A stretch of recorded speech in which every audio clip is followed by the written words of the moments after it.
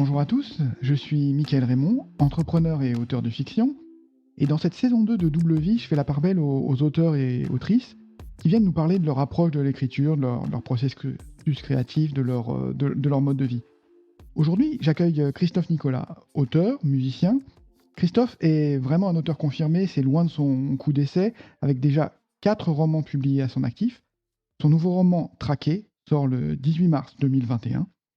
Et c'est son 5e ouvrage, mais le premier publié par la toute nouvelle maison d'édition Argile. Bienvenue Christophe, vraiment un plaisir de te recevoir. Merci, bonjour. Donc avant de revenir sur ton tout nouveau roman, est-ce que tu peux nous raconter un peu comment tu es arrivé à l'écriture? Je crois que tu as commencé par la nouvelle avec une nouvelle publiée en 2001, mais est-ce que tu écrivais déjà avant? C'était déjà ton truc, quoi?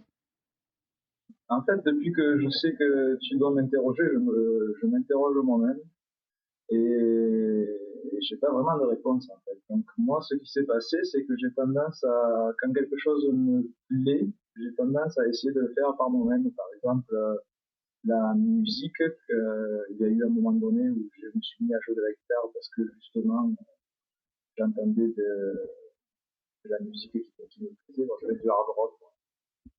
Donc, et pour l'écriture, ça a été pareil. J'ai lu quand j'étais petit, genre 10 ans. Après, j'ai eu un gros trou jusqu'à 17-18 ans. Je me suis remis à lire des nouvelles, notamment Stephen King, Edgar Poe, ce genre de choses. Et c'est à ce moment-là que j'ai eu envie d'écrire des nouvelles. Je sais pas exactement comment ça m'est venu. Et en fait, la nouvelle dont tu parles, c'est une des premières que j'ai écrites. Il y a une histoire un peu qui une histoire un peu qui illustre bien mon côté amateur dans l'âme. C'était bon, je te raconte. Oui, bah bien sûr, Je vas-y. t'ai je t'ai donné envie d'en savoir plus. Donc, en fait, Exactement. ce qui s'est passé, c'est que j'ai écrit un projet harmonie. C'est mon roman qui est sorti en deuxième, mais c'est le premier roman que j'ai écrit, sachant qu'il ressemblait pas du tout à ce qu'il est. J'imagine qu'on a tous ce genre de roman qu'on écrit pendant 10 ans, où on est tout dedans, mais il n'y a plus vraiment l'histoire du début, il y a un peu tout, et on peut rien en faire, sauf que c'est là, quoi. Et, et donc, quand j'ai eu fini d'écrire ce roman, bêtement, donc à l'époque j'habitais à Montpellier, bêtement, j'ai pris mes pages jaunes et je cherchais l'éditeur. Je suis tombé sur Oxymore, édition de l'Oxymore à Montpellier, sur Léa Siol, donc ça faisait pas très longtemps qu'ils avaient commencé à publier des textes, je sais plus exactement, c'était un anglais après la création. Et en fait, elle m'explique très gentiment que non, non, ils font pas de romans, ils publient des nouvelles, ils publient des nouvelles thématiques d'ailleurs, ils vont lancer une nouvelle revue qui s'appellera Emblème, et qui aura un thème à chaque fois différent, et le prochain, et donc le premier, ça sera sur les vampires. Si tu as un texte sur les vampires, ça m'intéresse, sinon, merci d'avoir appelé, mais non. Et en fait, j'ai écrit un texte sur les vampires que j'ai envoyé dans la foulée, et 2 jours après, elle m'a rappelé en disant, ben, salut Christophe, c'est super, je le prends. Donc en fait, mon premier texte professionnel, on va dire, parce que j'avais été payé 101 francs à l'époque. Ça ne rajeunit pas. Et, euh, et, et donc voilà, donc en fait, ça s'est fait un peu comme ça. Si j'ai dû écrire quelques nouvelles, mais c'était un peu, c'était dans ma tête, c'était plus des histoires que des nouvelles, si tu vois ce que je veux dire. Hmm. Oui, oui, oui. Il n'y avait pas le côté écrire une nouvelle pour la faire lire à quelqu'un, la faire publier. J'avais des histoires en me disant, cette histoire, c'est sympa, je l'ai jamais entendue, je la note pour pas l'oublier en gros, quoi. Mhm. Oui. Voilà. T'avais pas fini le packaging en quelque sorte, quoi. Mais j'avais pas l'idée que ça pouvait exister. Enfin, pour moi, les écrivains de nouvelles, c'était soit ils étaient français et morts, soit ils étaient américains, quoi. Tu vois où j'en étais? La nouvelle est pas super populaire en France, hein, c'est pas un genre qui est, voilà, qui est très porteur. Non, non, non. Et voilà, on parlait de la musique là, tu étais musicien à l'époque, enfin c'était tu te sentais que c'était ta première activité la musique à l'époque et après tu as fait une transition vers l'écriture, comment ça s'est passé? Alors ça a jamais été aussi clair que ça la différence, même si en fait il y a vraiment, j'ai jamais fait à la fois musicien et écrivain. Donc ça fout en l'air un peu le concept de ton émission, mais c'est des doubles vies qui se suivent en fait. Ouais, ouais, OK, je vois. Donc en fait ouais j'ai eu après c'est pareil, ça n'a jamais été à des niveaux ni nationaux, ça reste quand même très local quoi. Donc j'ai eu plusieurs groupes plus ou moins importants qui ont fait plus ou moins de choses. J'ai fait des concerts, j'ai gagné des sous avec ça, mais c'était pas, je l'ai jamais trop considéré comme un métier, de même que l'écriture. Finalement, j'y passe une journée et je suis pas sûr que je considère ça comme un métier. Tu es toujours réservé par Non, non, non, non, non, je crois que ça a à voir avec les sous que ça rapporte, en fait, tout bêtement. Hein. C'est-à-dire que quand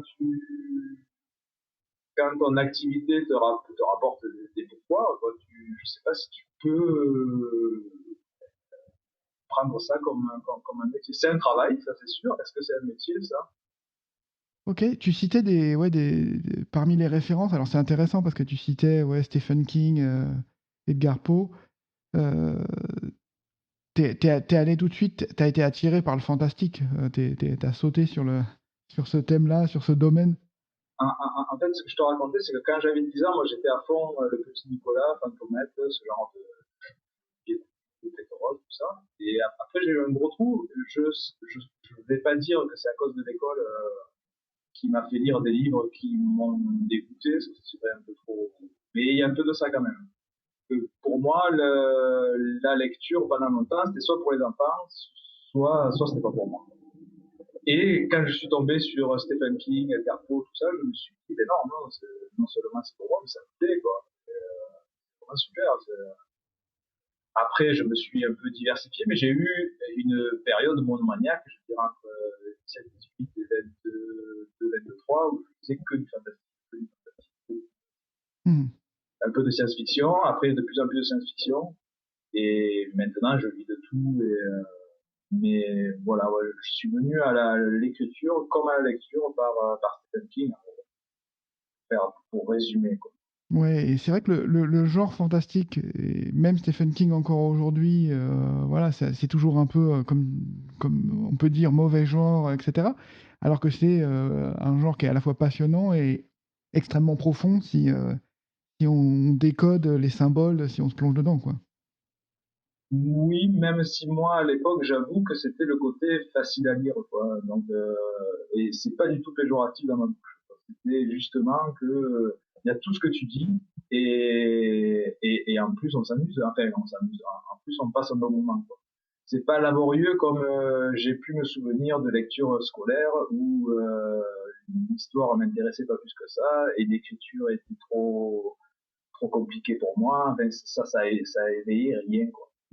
Et pour moi, quand même, c'est un minimum, c'est que ça te titille quelque part, quoi. C'est pas, faut pas que ce soit une épreuve de lire un livre, quoi.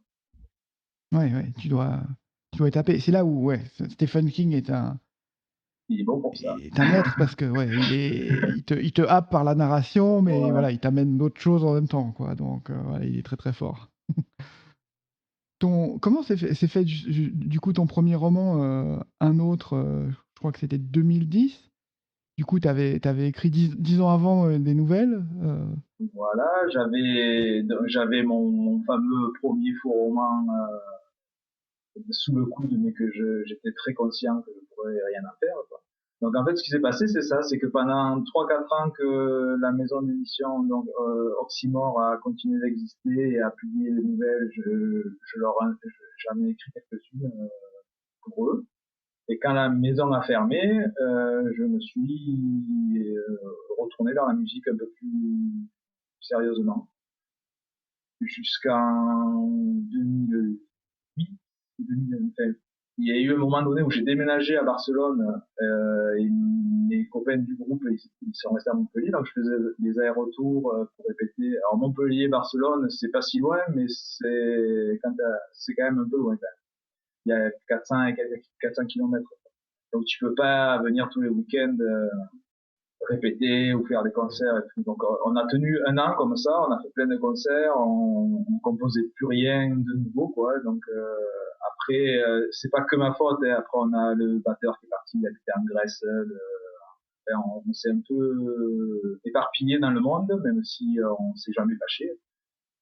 Et du coup, donc ça tombe après 2008-2009, on se voit moins avec le groupe et je me mets à écrire un autre. Au départ, si je me souviens bien, c'était pour répondre à une sorte de concours des éditions Robert Laffont, je ne sais plus exactement. En gros, ils cherchaient le nouvel Harry Potter.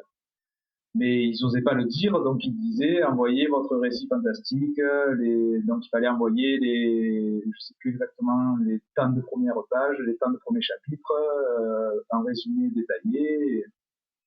Alors l'exercice m'a intéressé, donc j'ai écrit le premier chapitre de l'autre, ça m'a forcé justement à trouver l'histoire, à avoir un résumé complet, quoi, que j'ai envoyé. Ça s'est pas fait. Je me retrouvais à Barcelone sans trop parler la langue. Maintenant, je la parle très bien, mais à l'époque, j'étais un peu enfermé chez moi, quoi. Alors j'ai passé 2 ans à écrire un autre, entre autres choses. Hein, je suis allé boire des bières au bar aussi. Faut pas pleurer sur mon sort. Hein. Mais ça m'a tenu occupé 2 ans et après j'ai cherché un éditeur et en fait je suis tombé sur l'illustration. Alors mais les gens écoutent ça sur internet donc ils peuvent aller regarder La Loi du désert de Frank Ferry, l'illustration des éditions du Riel. C'est une sorte de dirigeable qui survole un désert et j'ai trouvé cette illustration de Le Couple de Armes. J'ai son prénom. Bastien. Bastien, le couple de larmes. Donc j'ai adoré cette illustration et du coup j'ai envoyé mon manuscrit aux éditions du Riez qui à l'époque existait déjà et, et recevait des manuscrits par mail. Et comme moi j'étais à Barcelone, j'avais pas envie de passer des centaines on devait être en euros déjà à l'époque. Ça faisait moins, mais bon, en timbre, en photocopie, j'avais pas vraiment confiance, pas forcément dans le livre, mais dans le fait que je puisse éditer un roman. Okay. Donc du coup, je voulais que ça me coûte le moins dans tous les sens du terme, quoi. Donc je lui ai envoyé à Alexis Thuriez et assez rapidement, il m'a répondu, écoute, le livre est super, et il m'a même conseillé de le proposer à d'autres maisons d'édition parce que eux, au moment où j'envoie le manuscrit, le Frank Ferry va sortir dans un an. Ils sont en pleine construction, quoi. Ils ont encore rien édité. Et il me dit, tu vas attendre trop longtemps. En plus, le livre, il est vraiment bien. Il pourrait vraiment trouver un éditeur plus gros. Moi, j'étais tellement content d'avoir trouvé un éditeur au premier coup que j'ai dit non, mais je suis bon, je vais attendre. Et si c'est Bastien qui me fait la couverture, je signe tout de suite. Et du coup, c'est Bastien qui m'a fait la couverture. Voilà l'histoire. Hein. Ouais, mais c'est incroyable parce qu'effectivement, le premier envoi, ça fait mouche, quoi. Donc, Ben, il faut dire que sans vouloir manquer de respect à quiconque, je vise bas quand même. Ouais, non, je retire cette phrase, mais tu vois ce que je veux dire. C'est que en gros, c'était si un éditeur tout petit, le Riest c'était tout petit, qui n'existe pas encore, il cherchait des manuscrits exactement comme un autre, si eux me veulent pas, alors c'était un peu naïf de ma part, hein, mais en gros, je me disais, si eux me veulent pas, ça sert à rien de l'envoyer aux autres, quoi. Et comme il m'a voulu, j'étais tellement, j'étais tellement content que je n'ai pas cherché. Ouais, c'est pragmatique, quoi. Tu t'es dit, ok, on va être efficace. Ben oui et non. Enfin, il y avait aussi le côté alors c'est peut-être faux, mais j'avais l'impression que j'aurais pas pu essuyer 1000 euros plus, quoi. Que ça aurait pu me faire arrêter d'écrire, en gros. Et alors à l'époque, ça aurait pas été forcément un drame, mais je sentais que quand même j'avais d'autres livres à écrire et que c'était pas le moment de me casser les pattes. Donc je voulais aussi me rassurer. En fait, il n'y a pas grand monde il y a pas grand monde qui avait lu ce que j'ai écrit avant de l'envoyer, quoi. Donc j'avais pas beaucoup de retours. C'était une façon de me faire bêta-lire, quoi.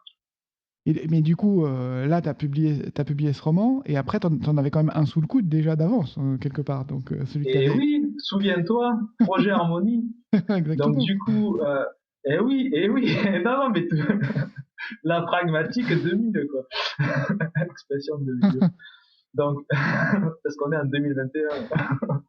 Bon, bref, mais à l'époque, 2000, les voitures volent et tout, hein. Au moment où j'apprends cette expression. Ça voulait dire quelque chose. Donc, du coup, ah oui, oui, donc, la, la conversation que je t'ai racontée tout à l'heure avec le Riel, ça se tient en 2009. Donc, le livre sortira un an et demi plus tard. Donc, un an et demi, ça m'a laissé le temps de reprendre mon projet Harmonie, de voir dedans l'histoire, où était l'histoire, et de couper tout autour, de rajouter un peu ce qui manquait, et de faire un projet Harmonie qui est super pour moi, hein. Ben, je suis très content parce que justement, c'était autant un autre, je l'ai écrit sans arrière-pensée, Mhm. autant professionnel, quoi, autant projet Harmonie, c'était prévu de le finir, d'essayer de le finir à telle date pour qu'il sorte à telle date, presque de prévoir la publication pour que ça sorte 2 mois avant les Imaginales, tout ça, quoi. Pas exactement, mais tu vois l'idée, quoi. C'était un peu plus réfléchi. Ça s'est déroulé selon le plan? Oui, oui, et moi, ça me permettait aussi de savoir que j'étais capable de finir un roman consciemment. Enfin, c'est-à-dire, autant un autre, ça aurait pu être un coup de chance, quoi. Autant Projet Harmonie, c'était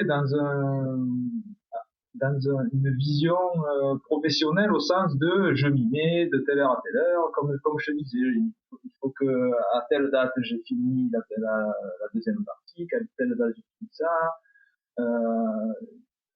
Je voulais absolument que Ayerdal m'écrive un mot derrière. Au final, Ayerdal m'a écrit un mot derrière. Donc voilà, et là pareil, Bastien à la couverture. Enfin, c'était un peu moins, c'était un peu plus professionnel au sens de réfléchi, quoi. Donc, ouais, ça s'était ouais, déroulé exactement comme ton plan, quoi. Ouais, ouais. Parfaitement. Ok. Oui, c'est toujours plus long que prévu, mais Oui, oui, oui, non, non, mais en c'est. gros, oui, oui, oui, oui, c'était. Et après, c'était un peu comment dire, le confort d'avoir un éditeur derrière aussi, c'est-à-dire d'écrire un livre en sachant que tel éditeur va le publier tel jour, en gros, quoi, à un an près. Parce qu'il m'a jamais mis la pression de tu dois le finir pour telle année, il faut que ça sorte pile un an après. Non, non, c'était pas de cet ordre-là. Hein. C'était quand c'est fini, on le sort et c'est très bien, quoi. Mais moi justement, je m'étais dit, donc un autre c'est sorti en décembre 2010, je crois. Et Projet Harmonie, c'est sorti en 2012, de mars, avril, quelque chose comme ça. Enfin voilà, ça faisait plus d'un an, mais moins de deux, quoi. Et c'était le plan. Le plan, c'était ça. Ok, bon, bah, bravo, très bien. Et donc ça, c'était ouais, un roman, je crois, qui se voulait un peu plus politique, entre le thriller et la politique, en fait. Enfin, il y avait plus un message, peut-être.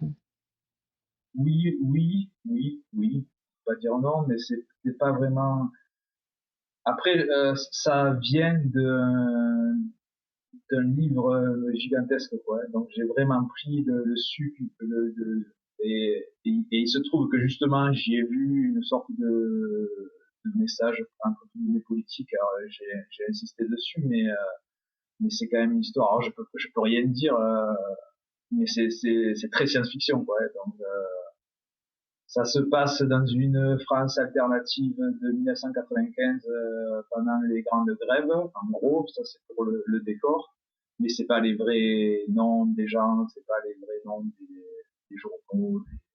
Je dis ça maintenant, comme ça sera ça de moins à dire quand je parlerai de traquer.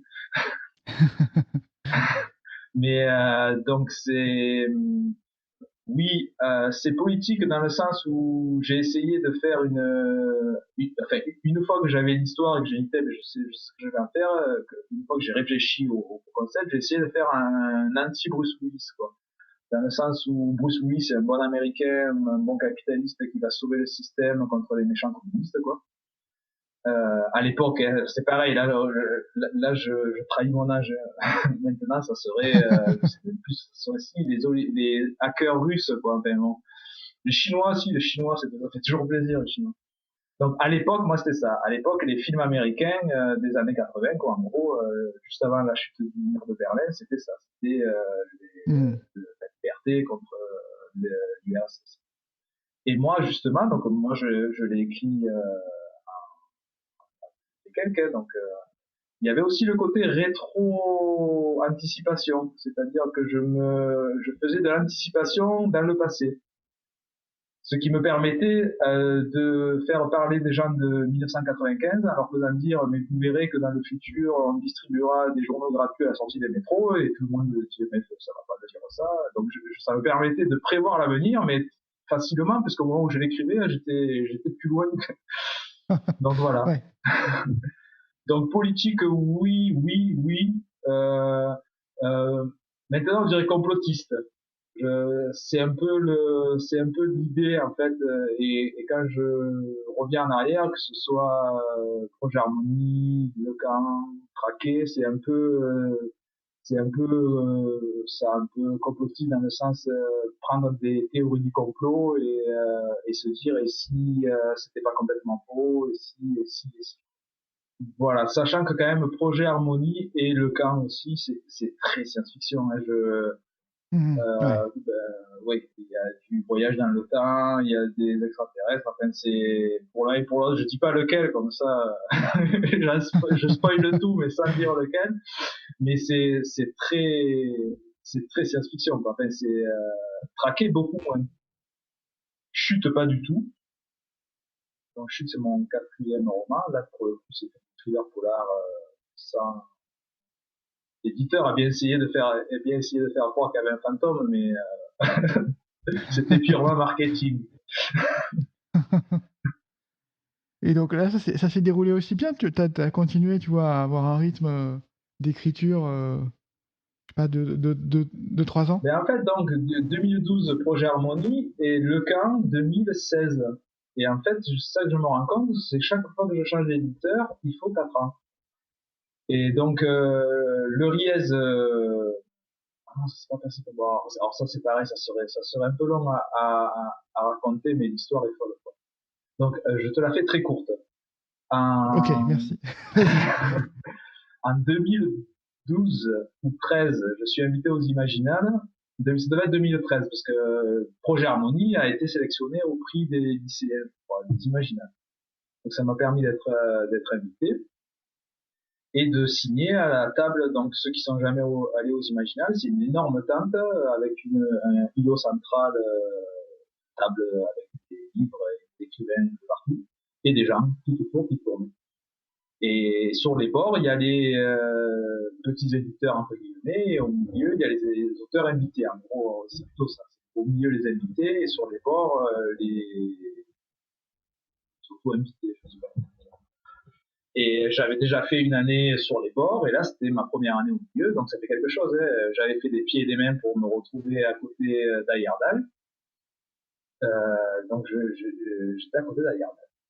Et donc les Imaginales, c'est super. Si un jour ça existe, allez-y, courez-y. Justement, c'est comme dans les parcs animaliers où les animaux sont en liberté, quoi. Il y a des écrivains et les lecteurs qui gravitent autour de la buvette un peu partout, et ça dure 3-4 jours, et on se croise au restaurant, on se croise au bar, on se croise dans le jardin. C'est très convivial. Et donc je pars à la buvette. Je t'avais promis la version courte, donc j'abrège. Et quand je reviens à ma place, il y avait un gars assis à ma place en train de dédicacer mes livres en signant de mon nom. Alors je vais taire son nom, mais il se reconnaîtra et d'autres le reconnaîtront. Et en fait, il m'explique qu'il est directeur de collection chez Pocket Fleuve et qui cherche des livres pour Pocket Imaginaire et qui cherche des livres à publier chez Pocket Imaginaire et qu'il venait voir à Yerdal et qu'en fait il n'était pas là, donc il s'est assis à ma place, il a lu derrière, il a feuilleté mes livres, tout ça, et que comme les gens voulaient acheter des livres, et tout fier, il me dit je t'en ai vendu 4. Bon. Et en fait, fin de l'anecdote bizarre, mais un mois après, il me téléphone chez moi pour me dire qu'il me prend un autre projet Harmonie chez Pocket.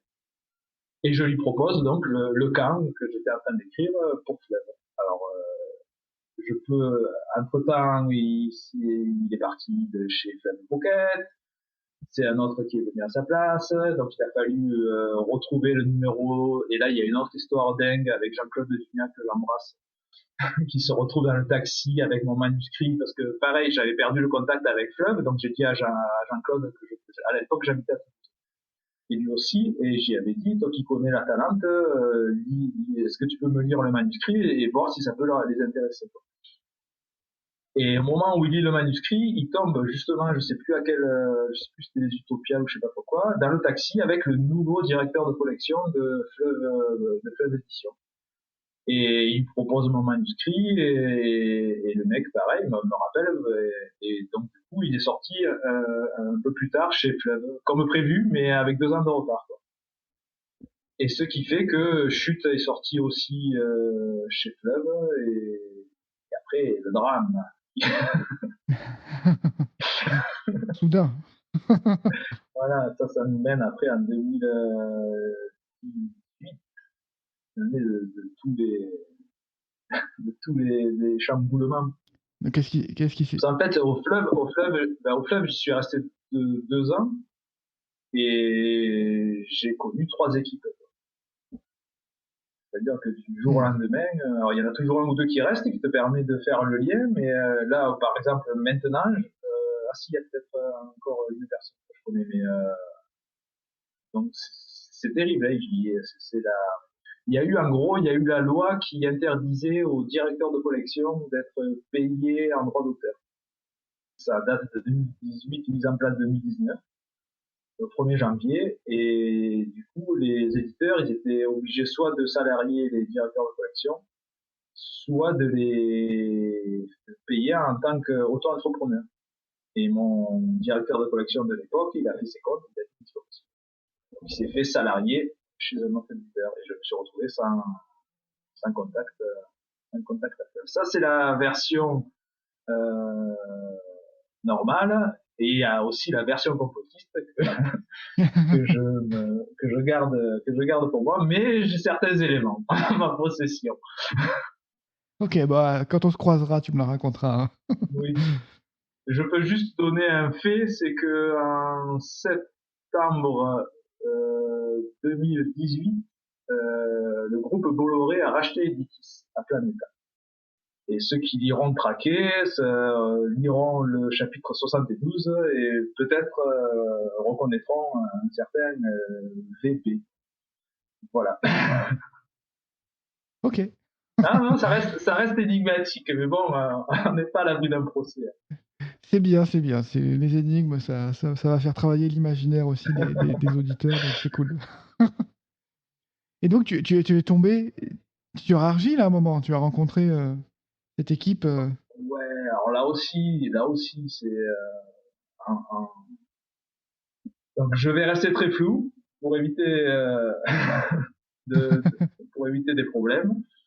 Mais en gros, je me suis souvenu début 2019, je me suis souvenu que je connaissais Simon Pinel pour l'avoir croisé une fois ou deux aux Imaginales, on avait un peu parlé, mais sans plus. Et donc je le contacte par Facebook. On s'était jamais contacté ni rien, quoi. Et je lui dis que j'ai un manuscrit sur les bras, donc c'est traqué. J'y raconte un peu le pitch en mettant un peu l'accent sur le côté social, sociétal, parce que pour l'avoir espionné là il va l'apprendre, pour avoir espionné son feed Facebook, j'ai vu qu'il partageait des choses qui auraient pu matcher avec le livre, quoi. Donc dans un effort de manipulation élémentaire, j'ai mis 2-3 mots-clés qui auraient pu le faire tilter, et ça a pas loupé, quoi. On s'est rappelé non, il m'a demandé de lui envoyer le manuscrit, je tout ça, et 2 jours après, il me téléphone, parce qu'il avait mon numéro de téléphone sur le manuscrit, il me téléphone, il me dit, c'est super, j'ai été évasif sur Facebook, donc il me parlait d'un projet, donc on était début 2019, hein. C'était juste avant le premier confinement. Pour mettre un fait historique pour dater le podcast. Et donc du coup, il m'explique Argile en fait. Il me dit bon, voilà ce qu'on veut faire avec Xavier Dolo et d'autres. Voilà ce qu'on veut faire et on veut publier des livres comme Trafic, quoi. Donc je peux pas te bloquer ton manuscrit parce que si ça sort, ça sera dans un an et demi, quoi. Sachant on n'était pas confinés, on n'en parlait pas trop, mais on sentait qu'il y avait un gros truc qui allait se préparer, qui allait mettre un peu des bâtons dans les roues à pas mal de personnes. La pandémie de Covid-19. Et donc j'ai dit non, mais moi, je le propose plus à personne. Je l'avais déjà envoyé à d'autres éditeurs. Ceux qui me répondent, je verrai ce qu'ils me disent, mais je m'engage à plus envoyer à personne. Et étant donné que j'ai pas eu non plus, ça s'est pas bousculé au portillon pour me répondre, j'ai eu une touche avec un gros éditeur, que ça me permettra de crâner le jour où on aura fait un succès. Je leur ai fait confiance parce que le projet m'a intéressé, les personnes m'ont intéressé, ce qui m'en disaient m'intéressait, et je suis monsieur inauguration. Moi, ma première nouvelle est sortie dans le premier numéro d'Emblème. Mon premier roman a inauguré la collection thriller fantastique de Duriez. On l'a pas dit, mais Le Camp, mon troisième roman, c'est le premier de la nouvelle collection Outre-Fleuve. Et là, je sors le premier roman d'Argile, quoi. Donc rien que pour ça, j'étais plus ou moins obligé de. Ouais, la couverture est magnifique. J'ai vu les maquettes, donc c'est un beau projet en fait, hein. Il va y avoir un résultat. Ben, il y a un tout parce qu'ils sont 4 associés et il y en a un qui est illustrateur, il y en a un qui. Et justement, on m'a envoyé il y a quelques jours les épreuves numériques de Traqué et elles sont magnifiques. Ils se sont permis plus de choses encore que dans la version papier, quoi. Il y a il faut le voir, quoi. Donc si vous êtes liseuse, sautez dessus, quoi. C'est très joli. Il y a plein de, c'est très joli. Je sais pas comment le dire autrement. Il y a des effets avec des polices de caractère, de la mise en page, parce que dans le roman il y a des mails, tout ça, donc c'est sous forme. Enfin, c'est très immersif pour utiliser. Ok, bah écoute, superbe. C'est un thème que tu as choisi qui me parle beaucoup. Moi, je suis dans l'informatique, j'ai travaillé oui. dans le logiciel libre. Donc, depuis tu vois, le logiciel libre, quand j'étais en 96 sur le logiciel libre avec Linux, etc., tu avais déjà une opposition. À l'époque, c'était pas les GAFAM, c'était juste Microsoft qui était le gros mastodonte, quoi. Ah, mais Microsoft, c'est le M de GAFAM, hein. Oui, mais c'était juste Microsoft, ils étaient tout seuls. Puis ils ont réussi à revenir dans les GAFAM, alors qu'avant, bon, ils reviennent de loin, quoi. Ils étaient. Oui, ils avaient réussi à faire croire qu'ils y étaient pas, non, mais non, mais Donc c'est voilà, fort. ils se sont relancés. Et donc voilà, les thèmes que tu développes me parlent beaucoup dans ce bouquin. Je sais pas si tu avais vu la série aussi, ça m'évoque une série un peu visionnaire qui était Person of Interest. Et voilà, mais tout le monde m'en parle, mais non, je l'ai pas vu. Moi, je suis pas du tout série, il faut savoir. J'ai suivi X-Files quand j'étais plus jeune, et ça se ressent parfois. Si on m'avait offert l'intégrale de Battlestar Galactica avec les Cylons, je sais pas s'il y en a eu plusieurs, mais c'était une un peu récente, donc je l'ai su, j'ai regardé, mais je suis pas du tout série. Oui, on m'en parle, donc j'imagine que ça doit avoir un rapport. Oui, c'est un rapport. Bah, enfin, voilà, si jamais tu as l'occasion de voir au moins quelques épisodes ou pitch, voilà, tu verras que voilà, il y a une machine qui est omnisciente. D'accord. Donc voilà, c'est l'idée. Et c'est intéressant. Mais du coup, j'allais te poser la question, est-ce que on parlait de série, si tu n'es pas série, du coup, j'imagine que le scénario, tu t'es jamais posé la question de scénariser pour le cinéma, la télé ou ce genre de choses? Ah ben moi je me la pose tous les jours s'il faut, mais j'ai bien conscience que personne n'est venu. Alors là, j'ai beaucoup de chance et les gens me téléphonent pour me proposer des trucs dingues, mais pas encore ça. Le jour où je croiserai aux Imaginales un producteur de cinéma, oui, oui, moi je suis ouvert à faire un scénario, il y a pas de problème. Ok, ouais, c'est un domaine qui est. Ouais, bah, sur les domaines que tu traites, ça peut bien se prêter quand même, sur tous les thèmes thriller fantastiques ou techno-thriller, ouais. Moi je sais que au moment de Pocket, il y avait un autre projet Harmonie d'ailleurs qui était parti chez un producteur pour Arte pour faire des mini-séries en 4 ou 6 épisodes. Bon, il n'y a pas eu de suite, mais on m'a souvent dit que mes romans étaient cinématographiques, en gros, quoi.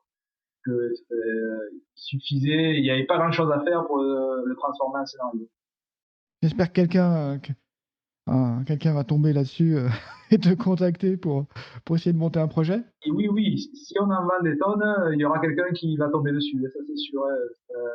Que ce soit c'est la minute dénonce, mais les éditeurs, les producteurs. Moi, je voyais quand j'étais chez Fleuve, l'argument de vente principal, c'était vendu à plus d'1 million d'exemplaires dans le monde. Voilà. On ne sait pas de quoi ça parle, on ne sait pas si c'est bien, si c'est pas bien et tout, mais ça s'est bien vendu, achetez-le. Et ça marchait, et donc du coup, ça se vend bien, donc on en fait un film, donc enfin, c'est un cercle qui marche comme ça, quoi.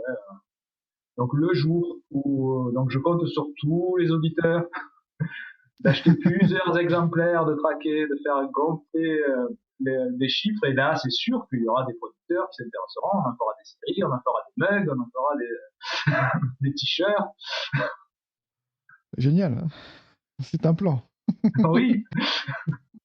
Et là, du coup, là, pour revenir au tout début de l'échange, là, je pourrais dire, ça, c'est mon métier, rapport à l'argent. Exactement. Ok, bah écoute, avant de conclure, est-ce que tu veux parler un peu de tes futurs projets, justement? Je crois que tu as quelque chose dans les cartons, tu es déjà sur un nouveau texte. Oui, oui, qui est quand même très avancé, parce que justement, on a attendu longtemps parce que moi, mon traqué, il est fini d'écrire depuis fin 2018. Mhm. Donc, depuis fin 2018, j'écris le numéro 6, comme on appelle. Et là, pour le coup, je sais pas pourquoi je me suis lancé là-dedans, mais c'est un truc très, très polar. Est-ce que tu vois la série de France 3, Meurtre en quelque chose? Meurtre quelque part. Meurtre en... Oui, oui, je vois. Donc, en gros, il y a un mort et il y a les gendarmes du coin qui enquêtent. Et voilà. Et moi, ça serait plutôt Meurtre en Cévennes. Donc, ça se passe, je suis originaire de là, moi, donc ça se passe dans un petit village des Cévennes où il y a eu un écrivain qui est porté disparu. Il y a les gendarmes locaux qui mènent. Donc voilà pour le pitch. Et après, bon, il y a un petit côté, un petit côté subversif, on va dire, mais comment dire, d'apparence, ça pourrait ressembler à un petit polar de la 3, quoi. Mais il y a plus, il y a plus. Mais bon, c'est pareil. Si ça peut faire un petit téléfilm de la 3, moi, je suis preneur aussi. J'ai vu que tu aimais bien mélanger les genres, donc voilà, j'imagine qu'il y a plus que tu vas... Oui, mais là, pour le coup, il n'y a pas de, ça reste polar. Il y a pas d'extraterrestres qui vont débarquer. Ok, c'est pas le gendarme et les extraterrestres. Non, il va pas enlever son masque ou enlever ses oreilles à la fin. Non, c'est un vrai gendarme. Bon, bah écoute, franchement, merci d'avoir passé du temps parce que c'était passionnant et il y a plein d'anecdotes et on voit que tu en as d'autres en réserve. Donc, quand Ah on se oui, ben croise, oui. j'aurai le off. Oui, oui, Je- non, mais l'histoire est tellement dingue que je pense que ça va se savoir à un moment donné, parce que quand même, on est en France, hein, on peut pas laisser faire ce genre de choses. C'est un village, c'est un village. Bon, merci beaucoup pour l'invitation. Ouais, bah merci. Je vais te souhaiter un très bon lancement pour ton roman, donc le 18 mars, Traqué. 18 mars, sous réserve de librairie ouverte, quoi.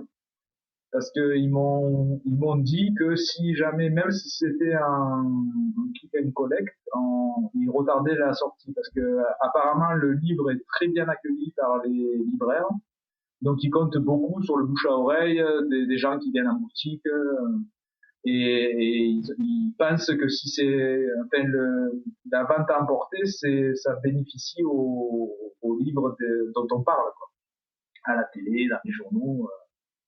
Et nous, apparemment, les libraires suivent, donc il faudra que les librairies soient ouvertes. Ok, bon, bah je croise les doigts parce que moi j'ai l'intention d'aller chercher juste à côté là, de mon bureau, la Dimension Fantastique, une petite librairie très sympa à Paris. Donc voilà, je sais déjà que s'il sort le 18 mars, j'y serai pour le récupérer dans sa version papier magnifique, avec la magnifique couverture. Oui, mais moi, je dois les recevoir sous peu, là, le carton, donc je les ai pas vus. Et apparemment, la couverture brille. Donc c'est pas rien. C'est pas rien, c'est pas rien. Ça vaut le coup. Ouais, ouais, ouais, franchement, c'est travail de design exceptionnel chez Argile, donc bravo.